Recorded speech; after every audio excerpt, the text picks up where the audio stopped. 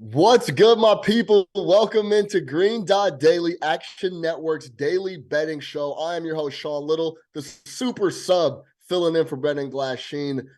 Join us every weekday, 12 p.m. Eastern. We're breaking down everything that's hot in sports, of course, giving plays, talking all the angles where you can make some money.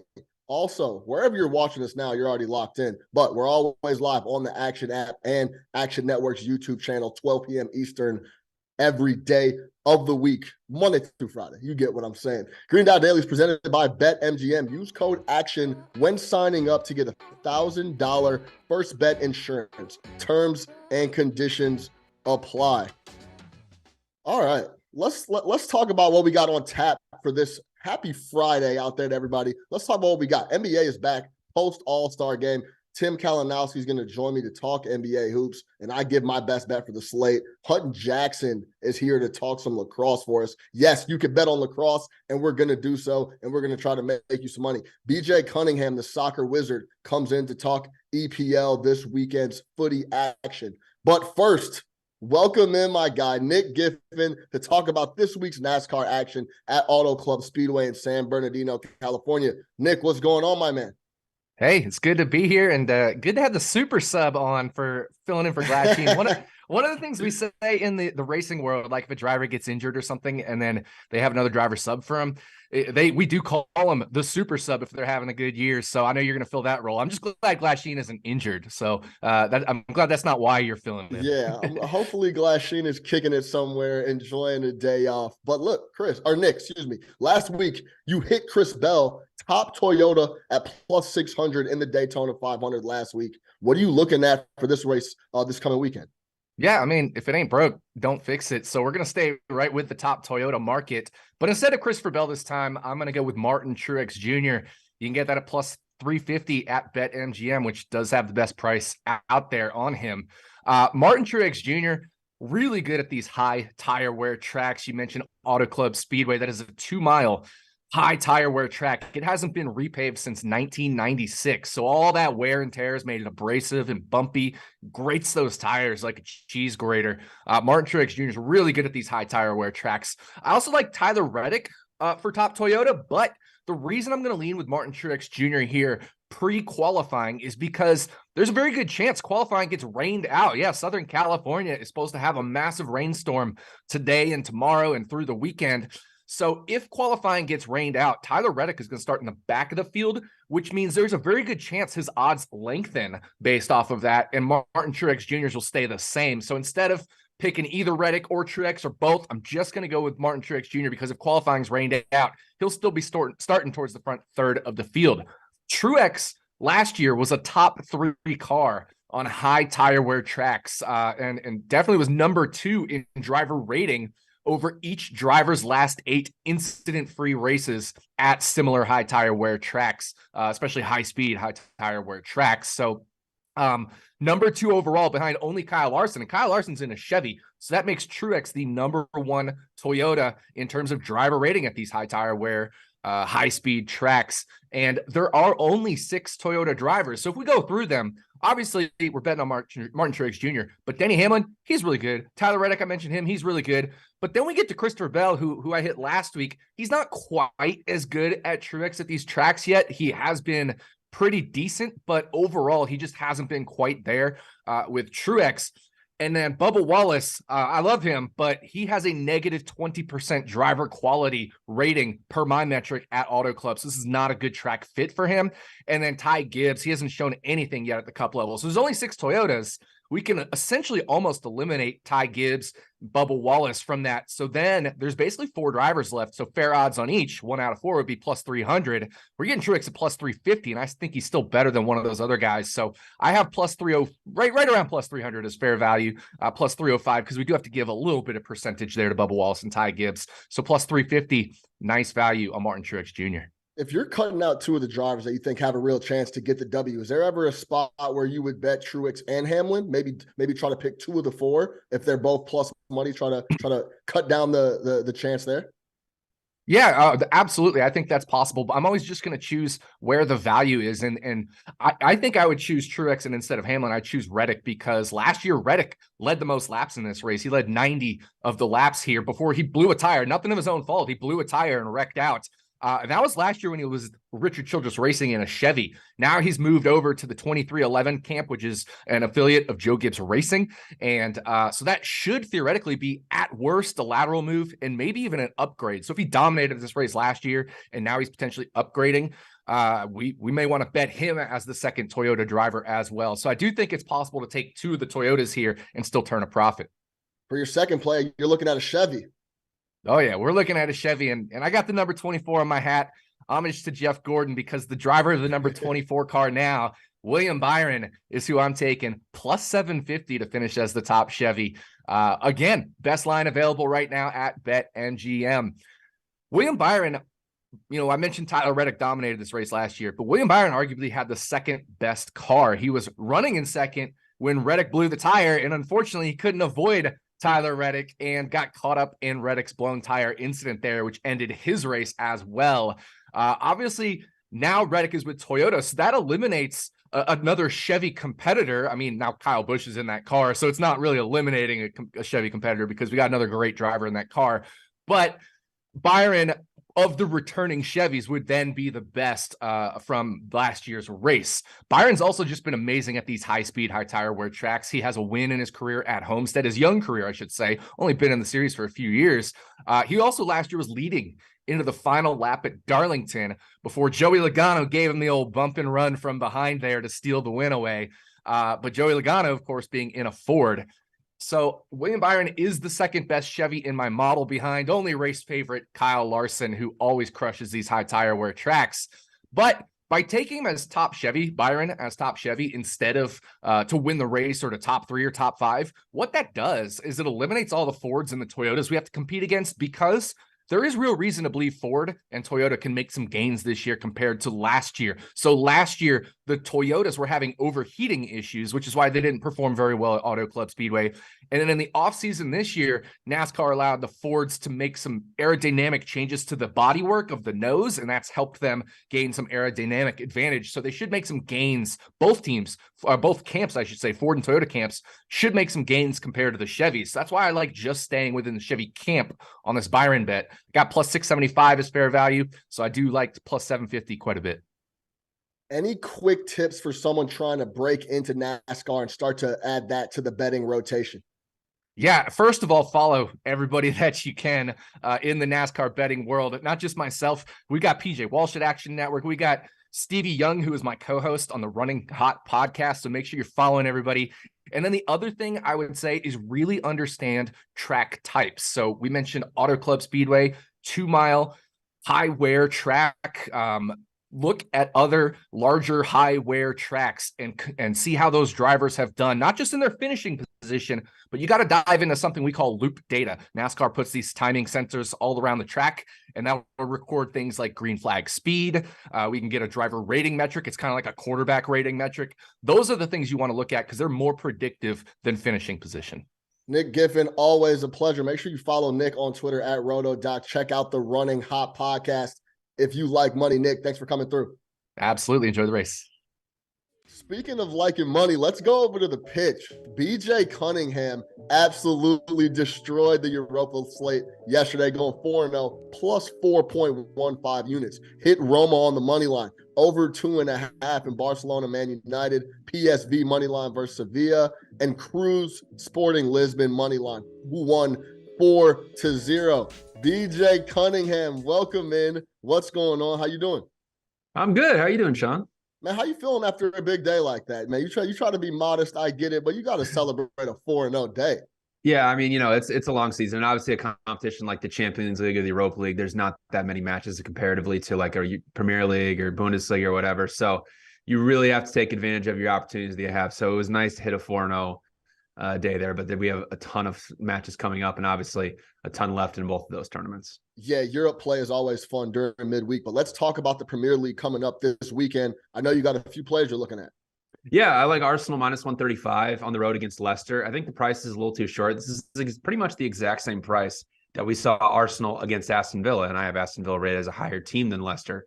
And Arsenal, even though they won in the final minute and they got an empty net goal at 4-2, they pretty much dominated Aston Villa throughout the entire match. They controlled 67% possession. They created over 2.5 expected goals, and they outtouched Aston Villa in the penalty area 44-10. Now they're taking on a Leicester team who just got absolutely annihilated by Manchester United. They gave up the most expected goals of anybody so far this season. And it really paints a picture of what Leicester is. Leicester's a very good possession team. They can build out well from the back with guys like James Maddison, Yerli Tielemans. But when they have to sit defensively in a low block for a majority of the match where they aren't going to control a lot of possession, they tend to struggle. And we saw that against Manchester United. We've seen that against Big Six clubs throughout the entire season. They're now dead last in the Premier League in non-penalty expected goals allowed per 90 minutes. And the last time these two teams faced off, albeit it was in August, but Arsenal pummeled them 4-2. They created over 2.5 expected goals. They tilted the field on them at 74%. So I'm thinking we're going to see another similar match like that this time. I mean, I don't really see a path where Leicester coming off that horrible performance against Manchester United is really going to improve offensively. And Leicester is good in transition offense, but Arsenal will be getting Thomas Partey back, who is the best transition defender in the Premier League. He's missed the last 2 matches. So I project Arsenal minus 155. So I like the value on the Gunners at minus 135. Yeah, getting Partey back for Arsenal is massive. Why do you think week in, week out, we continue to see these short numbers for Arsenal? Because this is becoming a trend. They're never, as they've been up at top, either 1 or 2 in the Premier League all year. Why do you think we keep seeing minus 120, minus 125, and not some City type numbers at like minus 165, minus 175? Well, it's twofold. So number one, it's a bad spot for Arsenal because they just obviously played last Saturday, but they also have a match against Everton on Wednesday. So it's kind of a sandwich spot in between. And another reason I think it is because Manchester City, obviously, they have the most talent of anybody in the Premier League. You know, if you look at transfermarket.com, they're at like 1.3, 1.4 billion, where Arsenal's around 800 million. So the talent level from a perspective like that is saying, okay, Arsenal is a little bit lower than City.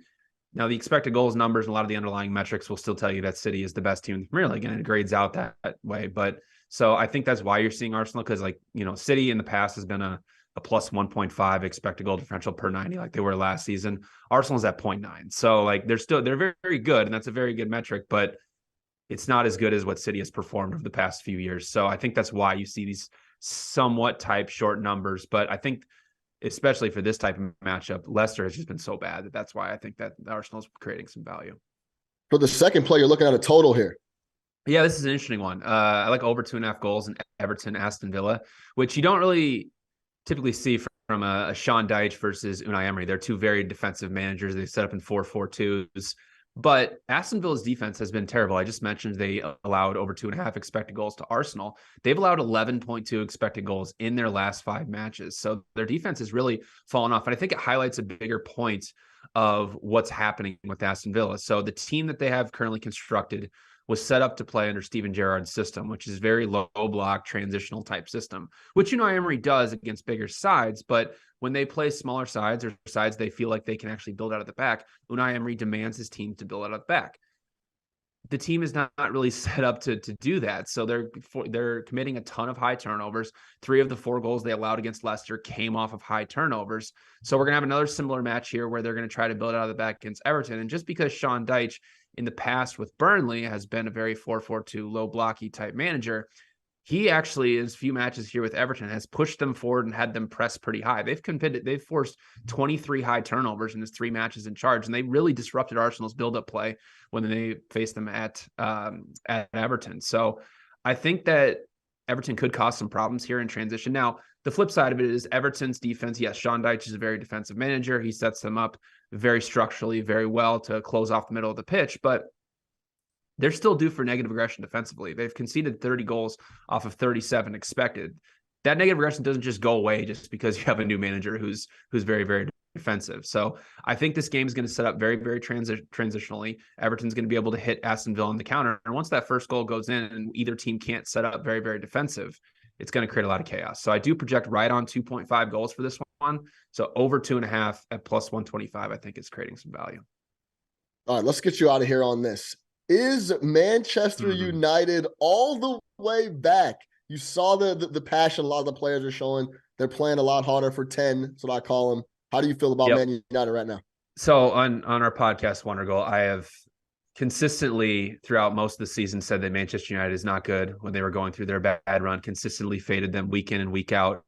And I've started to change my tune a little bit. I've started to say, yeah, they are pretty good. What I will say, though, is what I've seen from Manchester United, that was a very, very impressive 2 legs over Barcelona. What they did a great job of is they played right through Barcelona's counter press and really was very, very good in transition. And bringing in a guy like Casemiro to help them with their transition defensive problems, which is something they've struggled with for a long time with McTominay and Fred, has really transformed this Manchester United team. And obviously Marcus Rashford is in incredible form. But what I will say is be careful, because I think United's going to cool off. Rashford cannot continue this scoring rate going forward this season. He's scoring at an unsustainable rate. Obviously, he's in incredible form.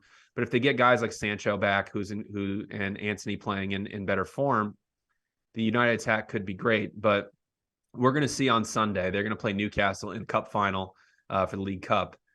That's a very, very interesting match against a team that can press you very, very effectively. And so if United's going to try to build out of the back, and what I find interesting about that match, though, is United, they're very, very good at sitting in a low block when they have to play bigger teams like Barcelona, Arsenal, and Manchester City. And they've been effective in doing that. But are they going to do that against a team like Newcastle, who is coming up and being one of these big 6 type teams that can control possession and also plays very, very well when they let you have the ball and press you? So the Cup final is going to be a very, very interesting match for United to see where they're at. Are they really truly at the peak up here with Arsenal and Man City?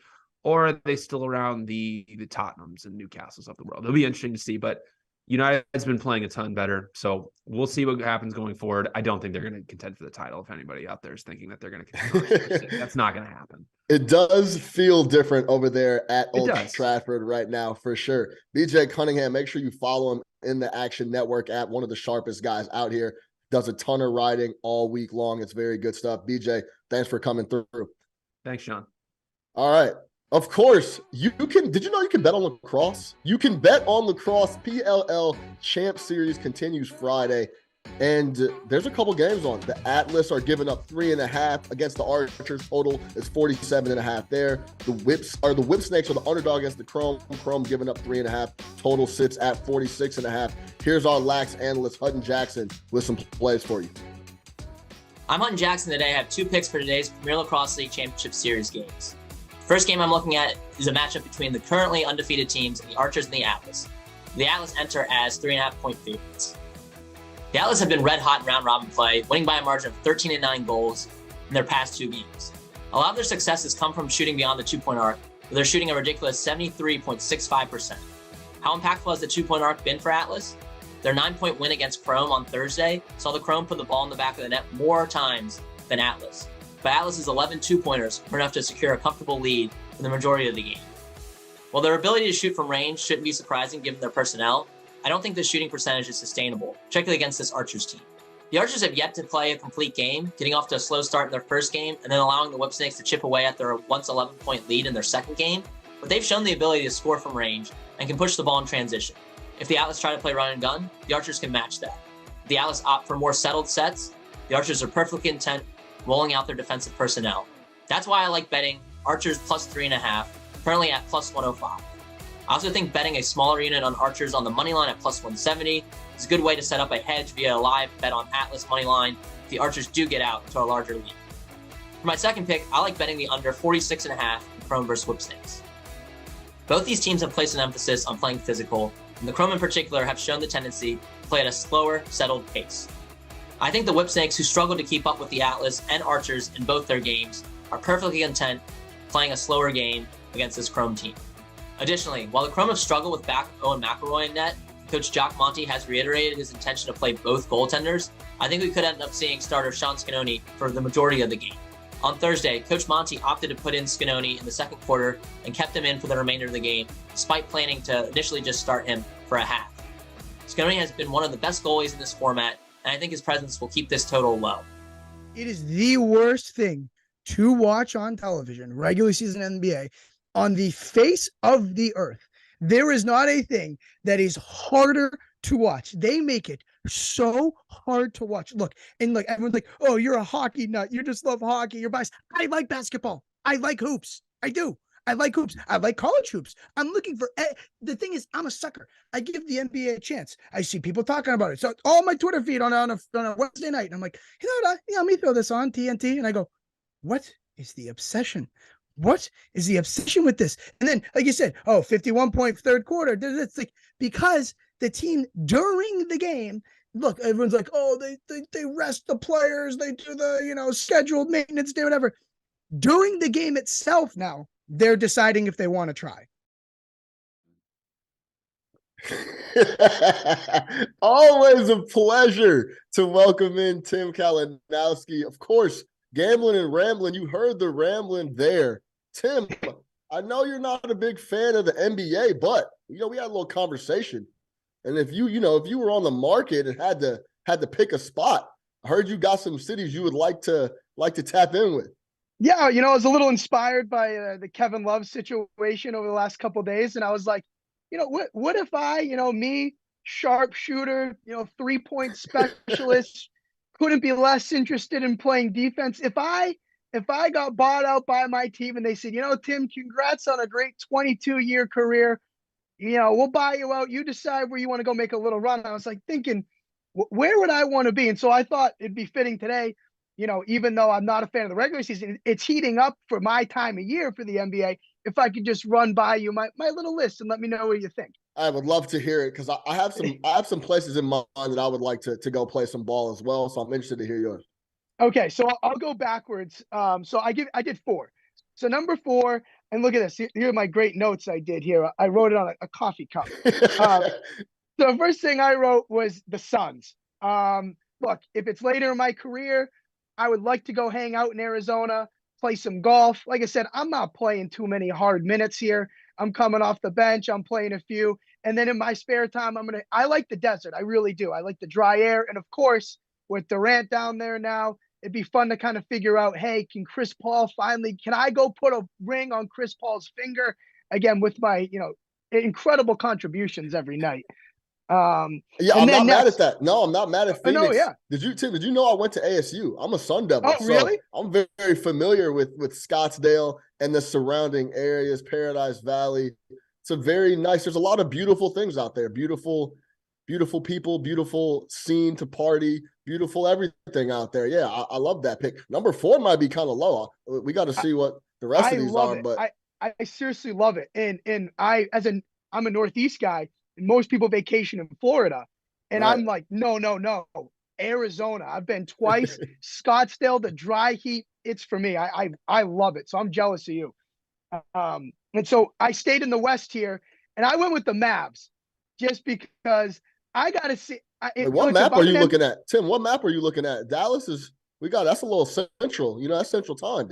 Dallas. Well, yeah, I mean the Western Conference. Oh, I got you. Okay, yeah. I got you. I wanted to prove I know my NBA conference. So I'm going to Dallas just because think about it. If I'm an NBA vet and I don't know how much money I made in my 22-year career, I'm going to be doing podcasts after this. I'm going to be doing appearances on TV. I'm maybe writing a book. I got to have a Kyrie Irving story. So I need to go to Dallas and figure it out for myself firsthand so that I can at least have a good story when I retire and say, hey, this is what it was like playing for Kyrie for a cup of coffee. If you did have a cup of coffee with Kyrie, what's the first thing you would ask Kyrie? I would say, I would ask, are you aware of all the things that are said about you? Like, do you know what's going on? Because I think some people can just be so outrageous that they don't even understand that what the actual public sentiment is. I would just be like, are you aware? And see what he says. Yeah, in Kyrie's world, I think he thinks he hasn't said anything wrong or done anything wrong in quite some time. So yeah, I feel that. All right, give me number 2. Okay, this is surprise a lot of people. I'm from Massachusetts. I'm a Boston guy. The New York Knicks. Look, there's something about playoff basketball at MSG. I can tip my cap and say, look, I would like to be a part of playing in playoff games at MSG. There's something special about when the Knicks are in the playoffs. And I think, if you're in a situation like that, that is something worth being a part of. Tim, where would you live in New York? You a Brooklyn type guy? You a Soho guy? You a Upper East guy? You fancy guy? You don't come off as a fancy guy. Where would you live in New York? I hate the city. I hate the city. It's too overwhelming for me. I don't like Boston. I'm a Boston guy. I don't like Boston either. I just don't like living in the city. I would have to say maybe, look, I would have money. If I have money, that changes everything. So I guess, like Upper East Side, something like that, like right in the heart, just penthouse view, something like that. If I had money, that You kind of could changes everything. you could always take the chopper in, land it, go play some hoops, and then get out of town. It's in and out. It could just be all ball all the time. That's the plan. That's way more the plan. Again, but that's kind of the good thing of this, right? I'm only there for a couple months. I'm like, hey, I can throw down on some beautiful place that I'm not even going to fully move into. Right. That's Win the that's the title, get out of there. get out of there, the parade, everything. I'm fine with that. All right, And give me number one. yeah, so number one, if and Charlie already made fun of me for this because I sent him it, but the Celtics, they got the best chance to win. And to do it, again, it'd be like a great story. Here's a hometown kid. He came back to Boston. Again, I don't even know if I could even sniff, 5 minutes on the court. But I deserve credit for having the Knicks so high as a Boston guy. I think you can't go at me because of the New York take. So you did you sat down, wrote all the list on all the notes on the coffee cup, and then picked your hometown city. Unbelievable, Tim. Well, Yeah, what yeah. I mean, I guess. But then you got to deal with all your old homies. And what are you going to do with all that? You're going to run out of tickets. Then you're going to have to pay for people's tickets. Being the hometown kid's not always as hyped as it's doesn't live up to the hype, as they say. Only a couple months. That's the thing. I get to fill the quota, and like it's on my way out of my career. And they're like, "Oh my God, Tim was so good to us. He always hooked us up with tickets and everything." And it's like, yeah, I did it that one time. So it's pretty good. I get to end on like a positive note, be like, wow, he was so generous. The funny thing, the way you feel about the NBA is how I feel about college hoops. I think it's a very subpar product. And I have this joke that just college sports in general is just revolves around power, corruption, and lies. And that's Yep. what I think about every time I think about college sports. And I have a hard time putting my hard-earned money on teenagers. I'm betting on 17-year-olds and 18-year-olds on the road at the free throw line. It makes me uneasy. You know what I'm saying? Producer Charlie is snickering here because you just basically dumped on his whole existence. But I do get you. The college hoops product isn't great, obviously, and this year has been pretty abysmal. But I just love the idea that when it's Saturday for college hoops, I know what I'm getting. Banged out gyms, people going bonkers. I like every Saturday, Tuesday night, whatever, big Monday. This is what I'm getting. The NBA, we went to a Cavs game, Charlie and I, a couple weeks ago. I had no idea what I was getting. We didn't know who was playing as we walked in 5 minutes before the game. That's true. That is true. There's a lot of different things going on with the NBA that they need to work on. I do love the pageantry of college sports, but betting units on 18-year-olds always makes me queasy. Tim, yep. Always a pleasure, man. Thanks for coming through. Anytime. We got to do it again. Always, man. All right, let's talk a little NBA. Where it's post All-Star game. We are back in action tonight. Couple different spots on the slate. And I'm going to go through a couple picks. I'm looking at the Heat at Bucks right now. The Bucks are -1.5, 7:30 tip. Thunder at Suns. Suns -7 in that. That's going to be the late night spot as well. I got a couple plays I like. Now, I'm looking first here at a prop. Bam Adebayo, over 35.5 points, rebounds, assists, -120 over at BetMGM. There's no Giannis.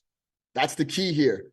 Bam Adebayo should eat on the glass and should be able to score, especially with Jimmy Butler and Tyler Hero having to worry about Drew Holiday and Chris Middleton. He went over this number 2 of 3 times versus the Milwaukee Bucks this year. And in the one game he missed the over on the PRA, he landed at 35. The number's 35.5. 2 of the 3 he's went over. The third game, he landed right on it. Bam Adebayo in February has been going crazy. 23 points a game, 10 rebounds, 4.4 assists. Now, I think he's going to get extra usage with how much attention Drew Holiday and Chris Middleton are going to give Butler, Hero, and Gabe Vincent, who had a big game last time they played as well. I like Bam Adebayo coming out of the break to get busy versus the Milwaukee Bucks. The Miami Heat have a push here that's going to be really interesting as they try to solidify that playoff spot. They also need to win the Southeastern Division, make sure the Hawks don't have a late run. I like Bam Adebayo to have a big night tonight. And then let's go over to the Oklahoma City Thunder, the best cover in the NBA. They're coming off a tough loss last night against the Utah Jazz. I like them in the first half against the Suns, plus 4.5. This is a back-to-back, just like I mentioned, but they're 4-3 against the spread on no rest this year. This is the first time the Suns are playing the Thunder. So the Thunder are a tough team overall to play against. They're very relentless. They have lots of different looks. Shai Gilgeous-Alexander is a difficult guy to deal with. And this is the first time they're seeing these guys all year. I think that could take some a little adjustment period. That's also why I like the first half. Phoenix here coming out of the break, first game. This is going to be an interesting spot for them. Like I mentioned earlier, best cover in the NBA, the Thunder, 27-12-1 against the spread as an underdog. They're an underdog here playing in Phoenix. 32-25-1 against the spread in the first quarter. They show up and are ready to play early. I think this stays tighter. Can maybe get out of hand late in the second half. I like it to stay close in the first half. Give me the Thunder plus 4.5 in the first 24 minutes there. All right, let's recap the show. We went through a lot. We got a couple plays for you guys to take a look at. Always follow us at green.daily to see our picks in the award-winning Action Network app. We're always locking it in there so you can keep track and follow along with us. Hopefully we can get some W's out of the slate today. Overall, we went through a lot of different stuff. Lots of different picks. And always, like, of course, Green.Daily is presented by BetMGM. Use bonus code ACTION when signing up to get the $1,000 first bet insurance. Terms and conditions apply. Be sure to tune in tomorrow, Saturday, 10:30 a.m. Eastern for a Big Bets on Campus. Mike Calabrese will be filling in for Stuckey as he's joined by the three-man weave breaking down the slate as the tournament rapidly approaches. 10:30 a.m. on the Action Network YouTube and Action Network HQ on Twitter, and of course the award-winning Action Network app. Tune in there. The tournament's on the way. The guys are going to be giving you lots of nuggets that you're going to want to pay attention to as we get into March. Remember, enjoy the weekend. I am Sean Little, filling in for my guy Glass Sheen. Come back and kick it Monday, noon Eastern, Monday through Friday. Every day of the week, during the week, we're here. We'll see y'all next time on Green Dot Daily, presented by BetMGM.